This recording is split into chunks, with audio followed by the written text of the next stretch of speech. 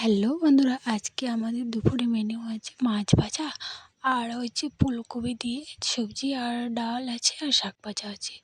তো আমি আপনাদের এখন তো মানে ঠান্ডার সিজন, মানে ফুলকপির সিজন, তো ফুলকপির সিজনে এখন হচ্ছে কী বলুন তো বন্ধুরা, ফুলকপিতে যে পোকাগুলো থাকে না, সেই পোকাগুলো কী হয় আমরা ওইভাবে খেয়ে নিই। তো আমি যেভাবে টিপটা দেখাচ্ছি ওইভাবে টিপসটা করুন।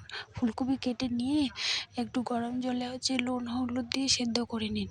সেদ্ধ করে জলগুলো ছাড়িয়ে তারপর তেলে ভেজে নিন। এতে কী হবে বন্ধুরা, পোকাগুলোও দূর হয়ে যাবে আর হচ্ছে ফুলকপির যে কাঁচা কাঁচা গন্ধ থাকে সেই গন্ধটাও দূর হয়ে যাবে ভাজার পর। দেখুন আমি এখানে ভেজে নিচ্ছি তেলে, কত সুন্দর হয়েছে কালারটা। এইভাবে দরকার না দিলেও এইভাবে এমনিতেই ফুলকপিগুলো খাওয়া যাবে। দেখুন কত সুন্দর হয়েছে না ভাজতে। তারপর আমি মাছের ঝোলটা করে নিলাম বন্ধুরা।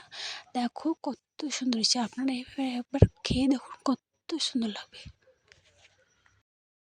আপনারা একবার এইভাবে রান্না করে দেখুন, একতলা ভাত অনায়াসে খেয়ে নেবেন।